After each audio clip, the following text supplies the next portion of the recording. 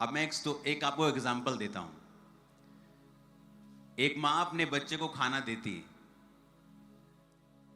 एक दिन बच्चे ने नहीं खाया, रोटी छोड़ दी, सब्जी खा ली। उसने नोट कर लिया, रोटी छोड़ दी। अगले दिन रोटी खा ली, सब्जी छोड़ दी। पूरा हफ्ता वो कुछ कुछ छोड़ता रहा।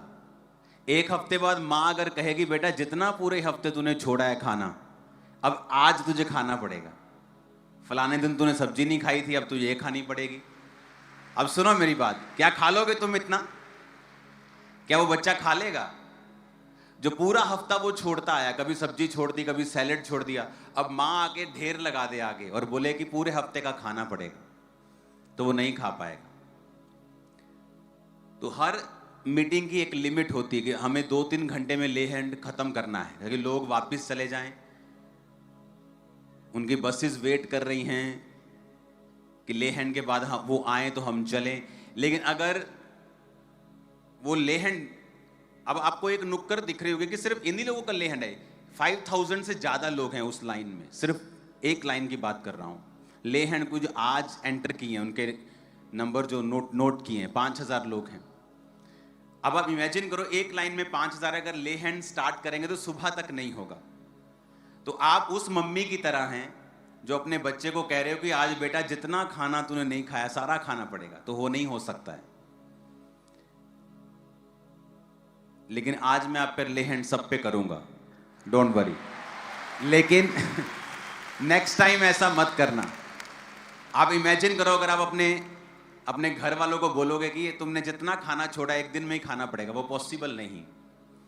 तो अगर आपने मिस्टेक किया, आप नहीं आए, जिस थर्सडे मैं नहीं आया, आपको अगले थर्सडे मौका मिलता है, आप आ जाओ, ले हैंड होता है। लेकिन अगर आपको बुलाया, आप नहीं आए, अगले थर्सडे भी नहीं आए, और आप 3 महीने बाद आके बोलो कि मेरा कार्ड बना हुआ, मैंने प्रेयर करवानी है, तो उस दिन जो लोग आए हुए हैं वो लेट हो जाएंगे वापस जाने में। तो मैं नहीं चाहता लोग सुबह या कल तड़के अपने घर पहुंचे। तो इसीलिए आपकी एक लिमिट सेट होती है कि इतनी लिमिट में ले हैंड होगा, सबका नंबर भी आ जाएगा और सारी चर्च सुखी रहेगी, टाइम पर हम वापस चले जाएं। तो आज मैं आपको इस गलती को हम फिनिश करते हैं। आज ले हैंड सब पे हो जाएगा, डोंट वरी। मैं नहीं चाहता कि मैं आपको वापस भेजूं बिना ले हैंड के, क्योंकि मेरा भी यही हार्ट है। मैं फ्री हूं अपने पर्सनल कामों से, मुझे कोई पर्सनल अपना काम नहीं। मेरा काम सिर्फ आप लोग हो, दैट्स इट।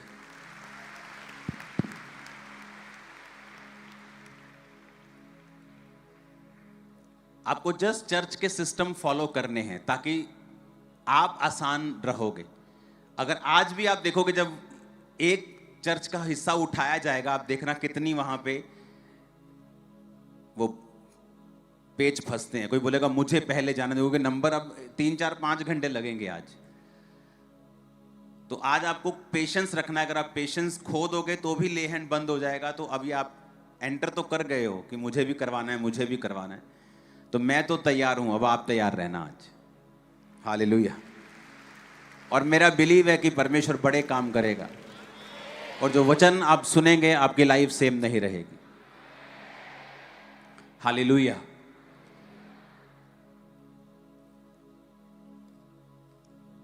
एक पावर है, वो पावर है सफरिंग्स की।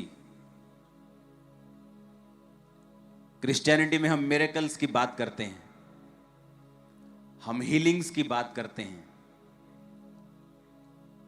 हम ब्लेसिंग्स की बात करते हैं,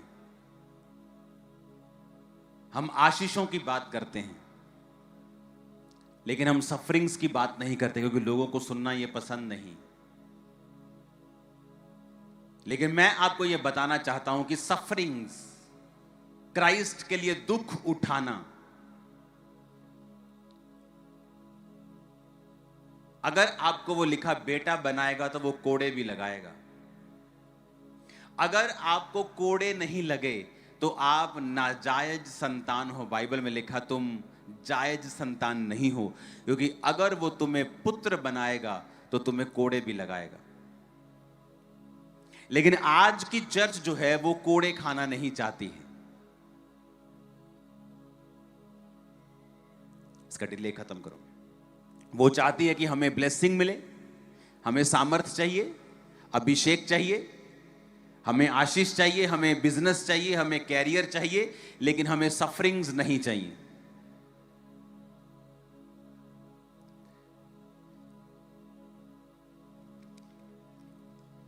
पौलुस कहता है अपने स्पिरिचुअल सन तीमुथियुस से, दूसरा तीमुथियुस 1 उसकी 8 आयत में, इसलिए हमारे प्रभु की गवाही से और जो मुझसे जो उसका कैदी हूं लज्जित ना हो, पर उस परमेश्वर की सामर्थ के अनुसार सुसमाचार के लिए मेरे साथ दुख उठा।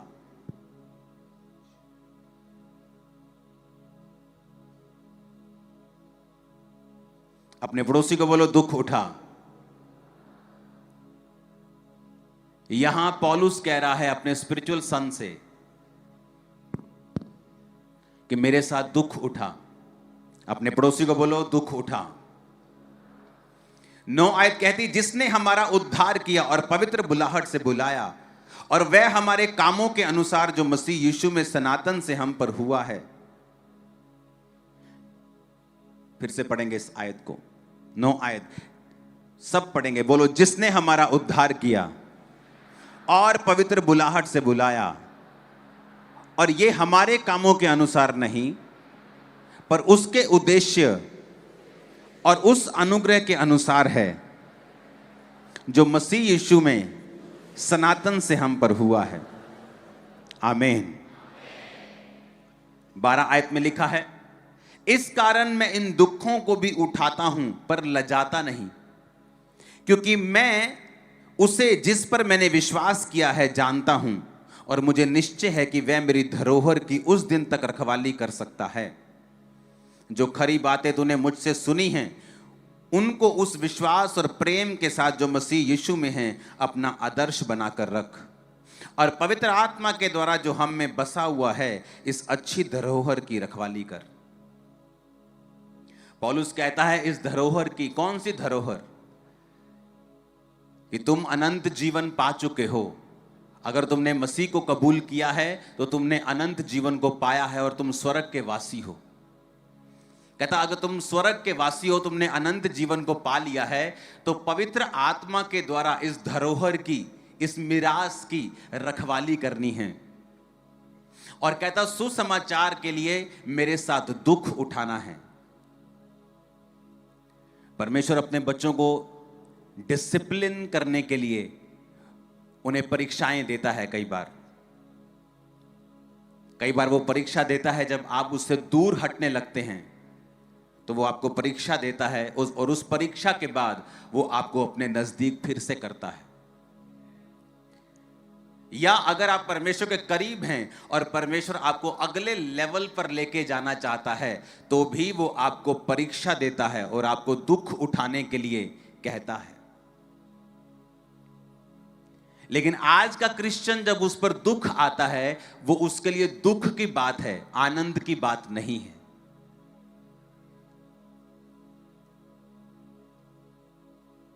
अगर आप क्राइस्ट के लिए दुख उठाएंगे तो आप होंगे जो मसीह के असली हकदार होंगे। इसलिए बहुतेरे लोग मसीह में नहीं हैं, बहुतेरे पास्टर्स मसीह में नहीं हैं। लोगों को लगता है कि बड़ी चर्च जो है वो डिसाइपल्स नहीं बना सकती, डिसाइपलशिप नहीं कर सकती, चेले नहीं बना सकती। और ये बुरी और गलत टीचिंग है। पहली चर्च जो जीसस क्राइस्ट ने खड़ी की, जहां पर परमेश्वर के 12 प्रेरित थे, यहूदा इस्करियोती मर गया और फिर उसे उन्होंने 12वां चुना।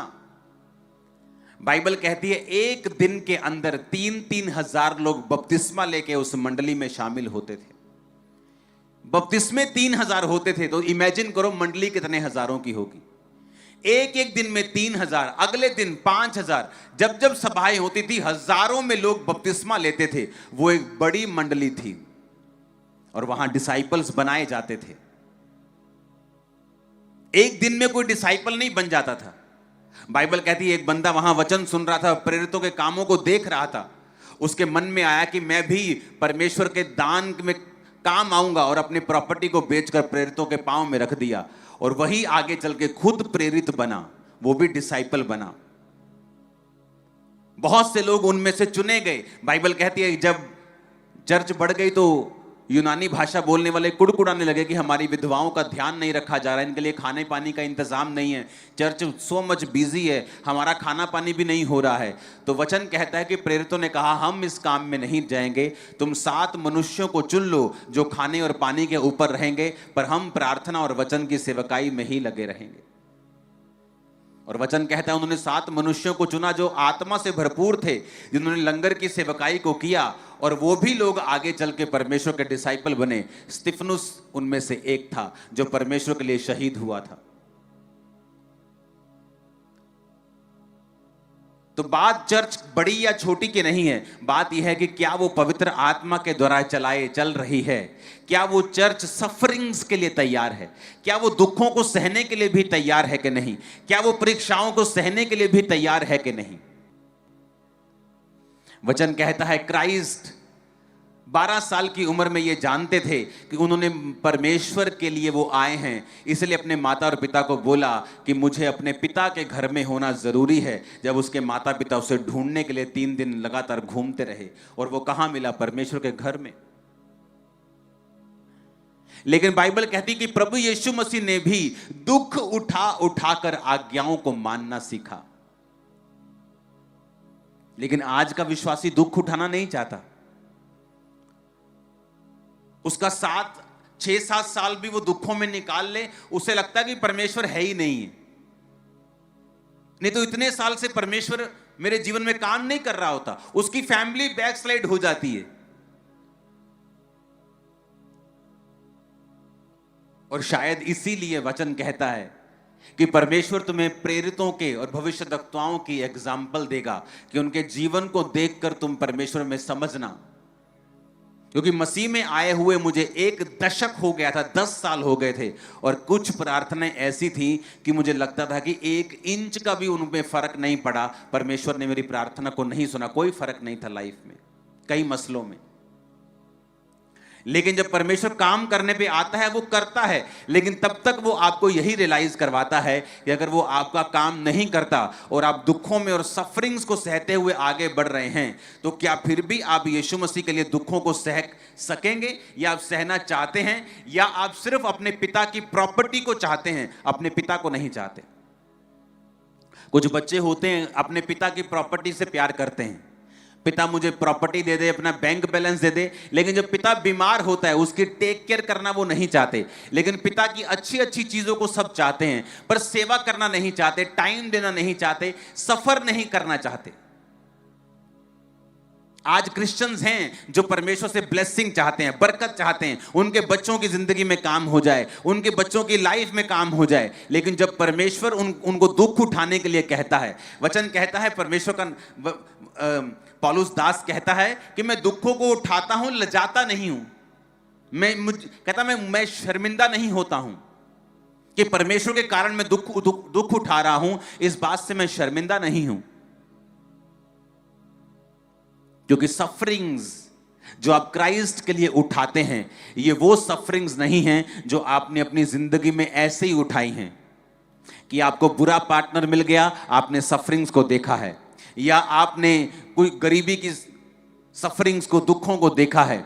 लेकिन जब आप मसीह में दुखों को उठाते हैं तो वो दुख आपको नेक्स्ट लेवल के लिए तैयार करते हैं, वो दुख आपको परमेश्वर के करीब करते हैं। कई बार जब आप वचन सुनते हुए भी, वचन को जानते हुए भी प्रार्थना में नहीं होते, तो कई बार परमेश्वर दुखों को अलाउ करता है कि वो आपकी जिंदगी में जाएं। फिर वो दुख, वो बीमारी फिर दवाई से हील नहीं होती, वो फ्रस्ट्रेटिंग टाइम होता है, और फिर परमेश्वर बताता है कि तुझे मेरे करीब रहना है। कई बार वो दुखों को अपने करीब करने के लिए आपको इस्तेमाल करता है।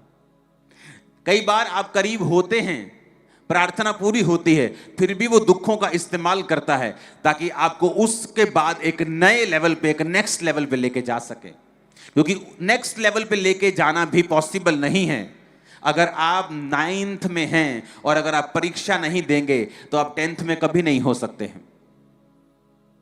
आपको परीक्षा के बाद ही अगली क्लास में जाना पड़ता है। और परमेश्वर के किंगडम में, परमेश्वर की यूनिवर्सिटी में आपको हर परीक्षा पास करके अगले लेवल पे जाना होता है। उसकी यूनिवर्सिटी में कोई शॉर्टकट नहीं है, आपको हर एक कोर्स लेना पड़ता है और उसे पूरा करना पड़ता है। और अगर आप परमेश्वर के बलवंत हाथ के नीचे दीनता से रहते हैं और आप परमेश्वर में दुखों को उठाते हुए चलते हैं, फिर आपकी लाइफ कंपेयर नहीं हो पाएगी, वो इतनी ब्लेस्ड और इतनी ऊंचाई पे होगी। अभी आप पे निर्भर करता है, आप क्या चाहते हैं। क्योंकि आज का विश्वासी जो है वो सफरिंग्स को उठाना नहीं चाहता है, वो नहीं चाहता वो सफरिंग्स को उठाए। इब्रानियां 12 उसकी 5 में लिखा है, तुम उस उपदेश को जो तुम्हें पुत्रों के समान दिया जाता है भूल गए हो। हे मेरे पुत्र, प्रभु की ताड़ना को हल्की बात ना जान। जब वह तुझे घुड़के तो साहस ना छोड़, क्योंकि प्रभु जिससे प्रेम रखता है उसकी ताड़ना भी करता है, जिसे वो पुत्र बना लेता है उसको कोड़े भी लगाता है। वो कौन सा पुत्र है जिसकी ताड़ना पिता नहीं करता? सब बोलो आमीन। 11 आयत में लिखा, वर्तमान में हर प्रकार की ताड़ना आनंद की नहीं परंतु शोक की बात दिखाई पड़ती है, तो भी जो उसको सहते सहते पक्के हो गए हैं बाद में उन्हें चैन के साथ धर्म का प्रतिफल मिलता है। कहता है आजकल अगर ताड़ना होती है तो इसको आनंद की बात नहीं समझती जनता। विश्वासी से आनंद की बात नहीं समझता। जब उसे बीमारी के रूप में या किसी भी परीक्षा के रूप में या फाइनेंशियल स्ट्रगल के रूप में कोई ताड़ना मिलती है तो वो इसको आनंद की बात नहीं समझता, वो इसको दुख की और शोक की बात समझता है। क्योंकि चर्चिस में अगर एक ही फेस दिखाया जाएगा कि परमेश्वर में आने पर सब ब्लेस हैं, सब ऊंचा ही ऊंचा होता जा रहा है, तो उसका दूसरा फेस अगर आपको नहीं दिखाया जाएगा कि दूसरा हिस्सा है जो क्राइस्ट के लिए हमने सफरिंग्स को लेना है, क्योंकि फिर जो लेवल आपका होगा वो लोगों का नहीं होगा। जिस तरह से फिर परमेश्वर आपकी तैयारी करेगा आपने किसी और की नहीं देखी होगी। जो ग्रेस फिर आपके ऊपर होगी वो किसी के ऊपर नहीं होगी। बाइबल कॉलेज के बच्चों को मैं खुद क्लास देता हूं, और जब मैं उनको क्लास दे रहा था तो मैंने उनको कहा कि यहोजकेल की पुस्तक को पढ़ो। बाइबल कहती है वो बंधुओं के बीच में नदी के तट पर पड़ा था। कौन से बंधु? जो इजराइल से आए थे। क्यों आए थे? क्योंकि उन्होंने परमेश्वर को छोड़ दिया था। अब उन्होंने तो परमेश्वर को छोड़ा और वो बंधुआई में थे, लेकिन यहोजकेल का क्या कसूर है कि वो नबी होता हुआ भी बंधुआई में था। और वचन कहता है परमेश्वर का वचन उसके पास पहुंचा और उसने दर्शन देखा। जो आप चर्च का लोगो देखते हो, the church of science and wonders का शेर और इधर बैल और इधर चील और पीछे मनुष्य का चेहरा, वो उसी दर्शन से लिया गया था जो परमेश्वर ने मुझे यहोजकेल के विषय में दिखाया था। जो आपको मैं वचन के अनुसार आपको बता चुका हूं, अगर वो लोगो है तो उन्हें दिखाना कि उस लोगों का मतलब क्या है, उस जो परमेश्वर ने हमें दिया था। तो वचन कहता है कि धर्मी इसलिए बंधुआई में था क्योंकि उसका देश पाप कर बैठा था, लेकिन वो धर्मी पाप में नहीं था। और परमेश्वर ने बाइबल में लिखा उस बंधुआई में भी यहोजकेल से बात की और उसने दूतों को आते हुए देखा, पहियों के समान जिन पे आंखें ही आंखें थी। अगर आप वचन पढ़ेंगे तो ऐसा दर्शन दुनिया में किसी को नहीं मिला था। ऐसी बात आज तक परमेश्वर ने किसी से नहीं की थी। ऐसा विजन, ऐसा दर्शन, ऐसी रेवलेशन परमेश्वर ने किसी के साथ शेयर नहीं की थी जो परमेश्वर ने यहोजकेल के साथ की। क्योंकि यहोजकेल उस समय बंधुआई में होने के बावजूद भी, दुखों में होने के बावजूद भी परमेश्वर के साथ वफादार था। उसने ये क्वेश्चन नहीं किया कि अगर मैं धर्मी हूं तो मुझे क्या फायदा हुआ। ये पापी लोग, ये भी अपने पाप के कारण, अगर हम कहते हैं कि पाप के कारण हैं तो हम सब बंधुआई में हैं, तो मैं कौन सा राजा बन गया हूं? मैं भी तो बंधुआई में ही हूं। अगर ये कबार नदी के तट पर बैठे हैं सभी, तो मैं भी तो यहीं बैठा हूं। अगर इस देश में मंदी आई है और पापी सारे मंदी में हैं, तो धर्मी भी तो मंदी में, तो फिर धर्मी को क्या फायदा है? या क्या ऐसा हो गया उसकी लाइफ में जो ये प्रूफ करता है कि परमेश्वर उसके संग है?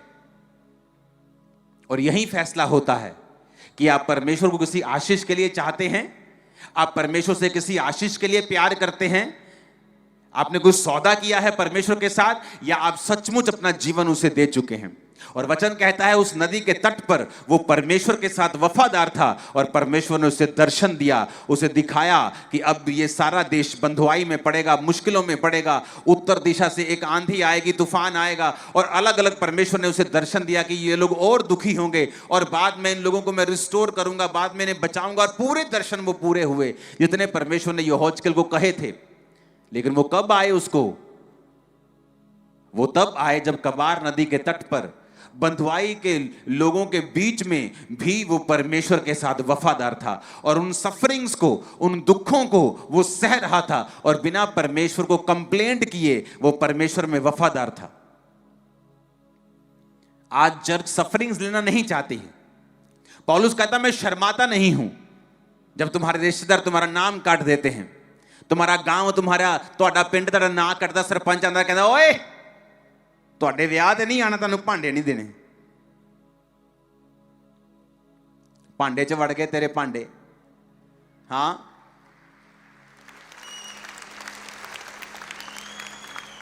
परमेश्वर कहता लजाना नहीं है, शर्मिंदा नहीं होना है, बल्कि इसको आनंद की बात समझना है। कहता इसको ताड़ना की, शोक की बात नहीं समझना है, इसको आनंद की बात समझना है। यह निशानी है प्रभु का आत्मा तेरे अंदर बसता है, ये तो साइन है।